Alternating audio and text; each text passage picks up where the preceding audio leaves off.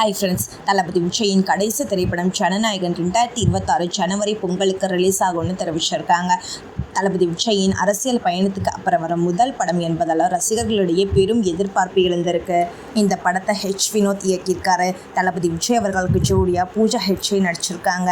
Bobby Deol, Gautham Menon, Atlee, Lokesh Kanagaraj இவங்க எல்லாரும் இம்பார்ட்டன்டான ரோல் நடிச்சிருக்காங்க. இந்த படத்துக்கு அனிருத் இசையமைச்சிருக்காங்க. சமீபத்தில் இந்த படத்தை பற்றி பேசிய வினோத் இந்த படம் மாசான கமர்ஷியல் படமாக இருக்குன்னு தெரிவிச்சிருக்காரு.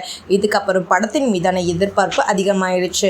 இந்த நிலையில் ஜனநாயகன் படத்தின் இசை வெளியீட்டு விழா மலேசியாவில் டிசம்பர் 27 நடைபெற உள்ளதாகவும் தமிழ் சினிமாவின் முன்னணி நடிகர்களான ரஜினி, அஜித், கமல், தனுஷ் போன்ற பிரபலங்கள் கலந்து கொள்ள போவதாகவும் மேலும் மற்ற மொழி நடிகர்களான ஷாருக் கான், மகேஷ் பாபு, அல்லு அர்ஜுன், துல்கர் சல்மான் உள்ளிட்டோர் கலந்து கொள்ள போவதாகவும் தகவல் வெளிவந்திருக்கு. மறக்காம சர்ப்ரைஸ் பண்ணுங்க. தேங்க்யூ.